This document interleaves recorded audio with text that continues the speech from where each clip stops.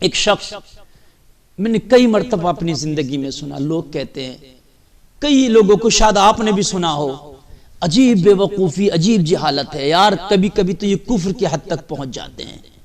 کہتے ہیں وہ فلاں جگہ انتقال ہو گیا تھا اور وہ مولانا صاحب اس کو جنازے کو تیار بھی کر لیا، نہلا لیا، دھلا لیا، کفن بھی پہنا دیا، اور اس کے بعد میں کیا دیکھا گیا کہ وہ زندہ ہو گیا۔ لوگ یہاں تک ذکر کرتے ہیں کہ وہ زندہ ہو گیا۔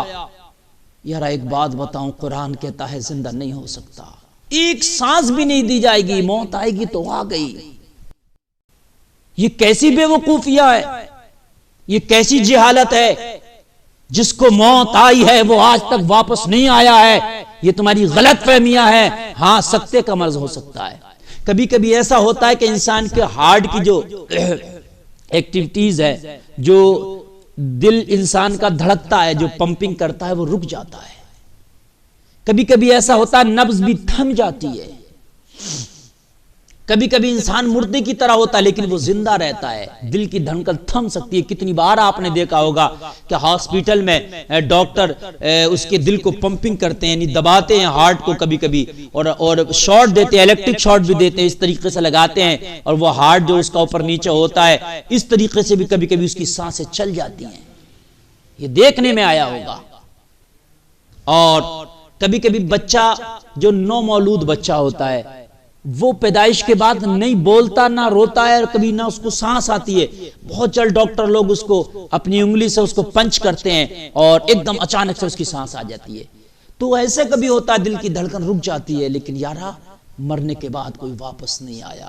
میں نے تو یہاں تک سنا یار یہ کفر ہے، یہ زندہ کفر ہے یہ، کہ وہ لوگ کہتے ہیں کہ وہ صاحب اس کی روح کو نکال کے لے گئے، پھر وہاں جا کے فرشتوں نے کہا رہے یہ تو دھوکے سے معاذ اللہ آپ لے آئے اس کی روح نکال کے، یہ تو مرنے والا نہیں تھا، مرنے والا تو دوسرا تھا، چلو واپس کر کے آؤ اس کی روح کو۔ تو پھر وہ فرشتوں نے روح کو واپس کر دیا اس کی، اور پھر فلاں دوسرے کی روح کو قبض کیا جسے مرنا تھا۔ یارا یہ کفر ہے، اللہ سے دھوکا ہو سکتا ہے معاذ اللہ؟ وہ تو فرماتا ہے قرآن میں لا تأخذہ سنۃ ولا نوم، اسے تو نیند بھی نہیں آتی، اسے تو اونگ بھی نہیں آتی۔ یارا دھوکا تو بڑی بات ہے، وہ تو نہ اونگتا ہے نہ سوتا ہے، تو بتائیے دھوکا کس سے ہو سکتا ہے؟ وہ تو بھائی میں نیند میں تھا، میں نے یہ حکم دے دیا، ارے بھائی مجھے اونگ آ گئی تھی۔ کبھی کبھی ڈرائیور چلا رہے ہوتے ہیں گاڑی تو ان کا ایکسیڈنٹ ہوتا ہے، وہ کہتے ہیں عجیب سی ایک اونگ آ گئی تھی مجھے، یعنی اونگ تھوڑی سی دیر کے لیے نیند کی جھپکی آ جانا، اس لیے مجھ سے یہ دھوکا ہو گیا اور اس میں غلط فیصلہ کر لیا یا غلط گاڑی میری سائڈ چلی گئی۔ اسے تو نیند بھی نہیں آتی، اسے تو اونگ بھی نہیں آتی، مجھے بتاؤ دھوکا اس کی ذات سے؟ یہ کفر ہے یہ عقیدہ رکھنا۔ اور نہ فرشتے سے دھوکا ہو سکتا ہے، اس لیے کہ فرشتے اللہ کے حکم کے ماتحت ہیں، نہ فرشتے سوتے ہیں، نہ فرشتے کو دھوکا ہوتا ہے۔ اللہ نے جس حکم پر، جس ڈیوٹی پر فرشتے کو لگا دیا، وہ اپنی ڈیوٹی پر مأمور ہیں، وہ اپنا کام بخوبی نبھا رہے ہیں۔ اللہ اکبر، واپس نہیں آنا۔ جب چلے گئے تو پھر اس دنیا سے تمہارا وہ آخری بار ہی جو ہے سلام ہوگا لوگوں کو، اور جب جاؤ گے تو وہ دنیا کی آخر ہی ہوگی، پھر واپس نہیں آؤ گے۔ تو یارا دیر کس بات کی ہے، پھر سچے دل سے توبہ کرو۔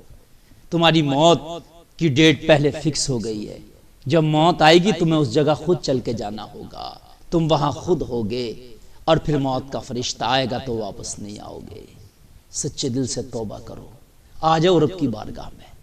یارو 5 وقت کی نمازیں اللہ نے فرض کی ہیں، بڑی پیاری عبادت ہے یہ، نماز پڑھ کے تو دیکھو تیرے دل کو سکون ہو جائے گا، نماز پڑھ کے تو دیکھ اللہ تیرا چہرہ نورانی کر دے گا۔ تو 5 وقت کی نماز پڑھ کے تو دیکھ تیرا مولا تجھ سے راضی ہو جائے گا، تیرے کتنے بگڑے ہوئے کام بن جائیں گے۔ نماز نہ پڑھ کے انسان بگڑ جاتا ہے، نماز پڑھ کے انسان کے بگڑے ہوئے کام بن جاتے ہیں۔ آؤ اللہ کی طرف آؤ، اپنی قسم کھاؤ زندگی میں کہ ہم نے کچھ بھی چھوٹے لیکن نماز چھوڑنا ہی نہیں، ہمیں اس رب کی عبادت اب ہمیں نہیں چھوڑنا ہے، ہمیں موت کی تیاری کرنا ہے۔ یارا موت کی تیاری کرو، بڑا سخت ہے، موت جب آتی ہے تو آنکھیں پھٹ جاتی ہیں، منہ پھیل جاتا ہے، زبان باہر نکل جاتی ہے، بڑا سخت ہے موت، بڑی سخت ہے۔ موت کے فرشتے کی صورت جب انسان دیکھتا ہے مرنے والا، اس کی آنکھیں پھٹی کی پھٹی رہ جاتی ہے، اتنی خطرناک صورت ہے۔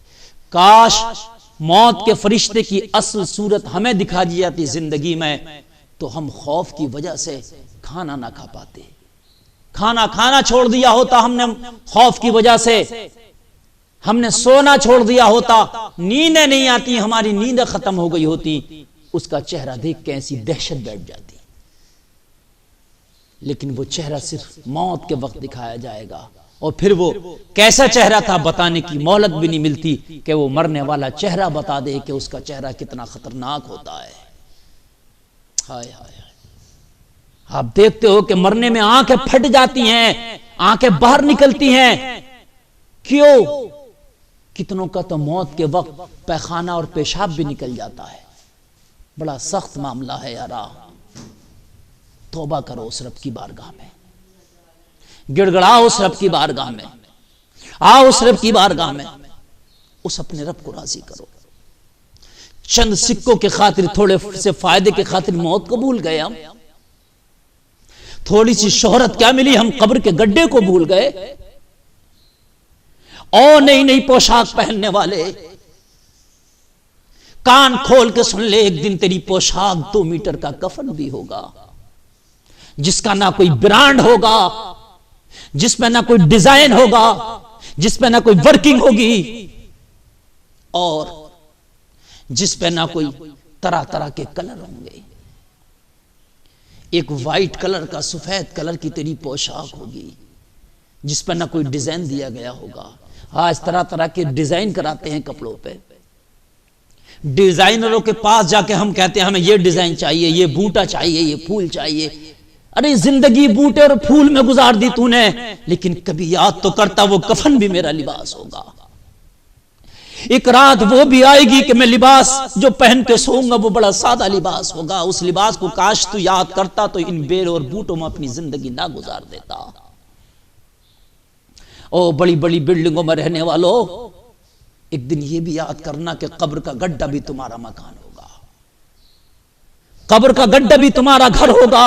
کہ اس قبر کے گڈھے کی تیاری کی، بڑی بڑی بلڈنگوں کی تو ہم نے بہت تیاریاں کی، ہم نے قرض لے لیا، ہم نے بینک سے لون لے لیا، مجھے اپنا گھر بنانا تھا، لیکن یارا وہ قبر کا جو گڈھا ہے وہ تیرے لیے پہلے فکس کر دیا گیا ہے کہ کہاں تجھے دفن ہونا ہے، کہاں تجھے رہنا ہے۔